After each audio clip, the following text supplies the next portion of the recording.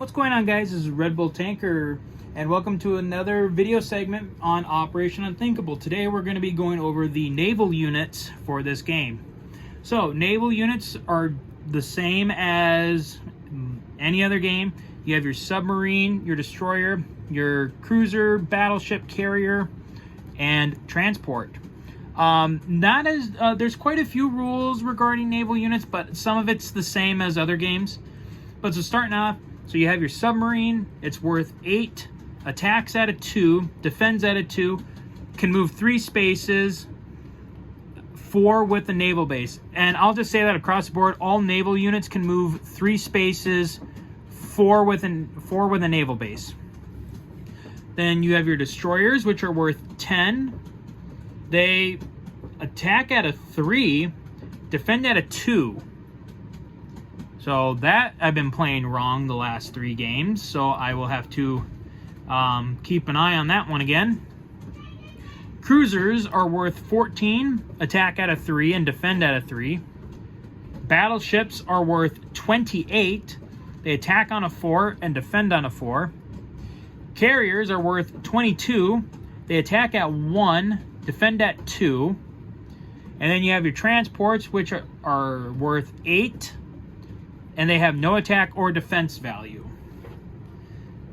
So going into it, just like every other game, battleships and carriers take 2 hits to kill, and they get repaired by any naval base in the territory on the next turn. And then obviously, if a carrier takes 1 damage, it cannot conduct any flight operations. So aircraft cannot land or take off from the carrier at that point.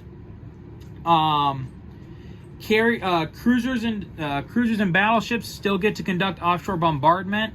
In this game, it doesn't matter how many units are landing. You could do an amphibious assault with just 1 infantry, and if you have 3 cruisers and a battleship, all 4 of those ships get to fire.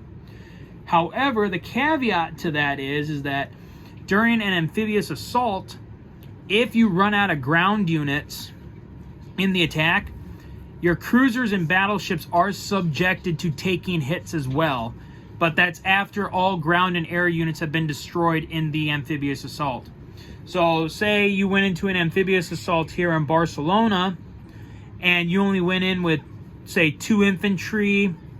You went in with 2 infantry, a fighter, 2 cruisers, and a battleship.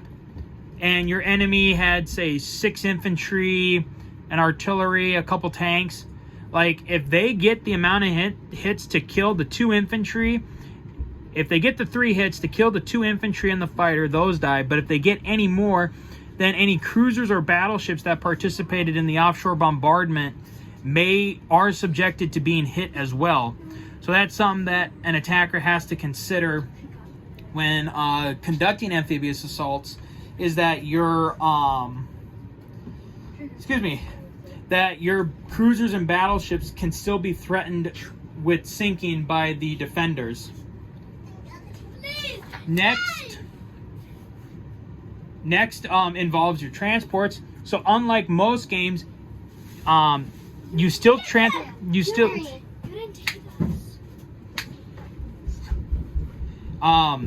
about that, guys. I have kids playing in here who shouldn't be in here.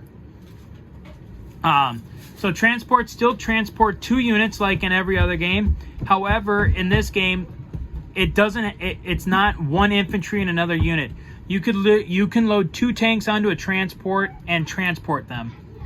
Now, the one caveat to that, though, is for transports. If you're doing an amphibious assault, you can go wherever. However, if you're transporting troops on the non-combat, they have to be offloaded at a naval base. So wherever you are moving troops on the non-combat, it better have a naval base on the territory, or else you cannot disembark those forces. So that's where in this game it makes the need to buy naval bases sort of important, because say the Allies are trying to form a line up here in Narvik up in northern Norway. Well, there's no naval base up there. So if the Allies want to non-combat units up there, say from London, they have to buy a naval base in order to offload units into Narvik. Or actually, yes, they would have to buy a naval base so that way they could offload units in Narvik to build up that area.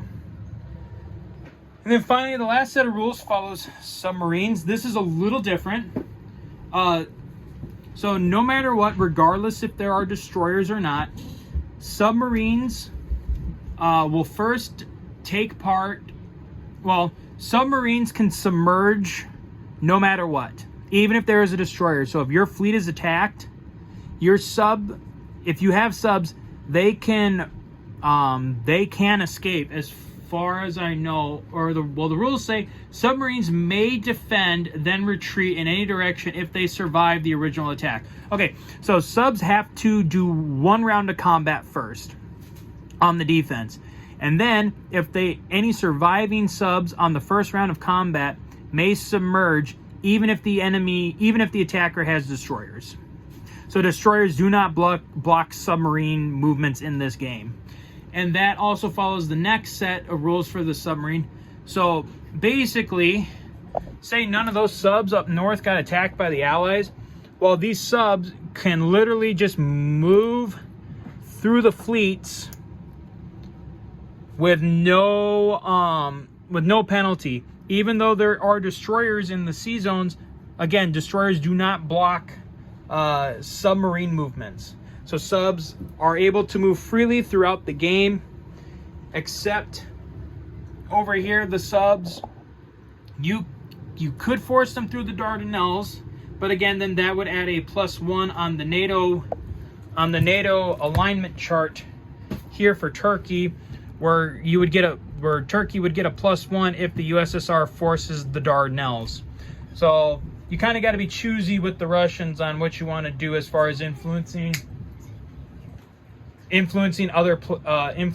nations coming into the game. But so yeah, that is the quick and dirty for the for all the naval forces.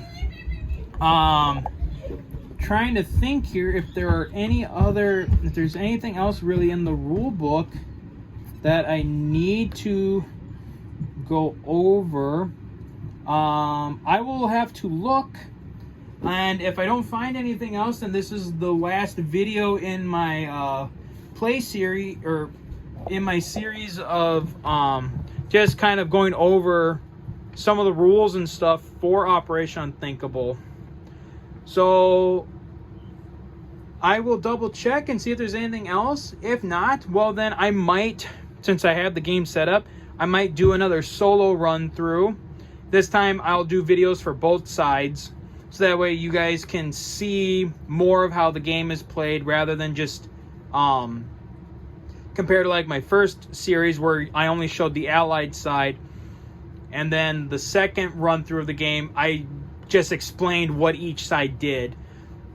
For this series I'll play both sides and show you more of the inner workings of the game. But so that's it for now, guys. So until next time, as always, take care.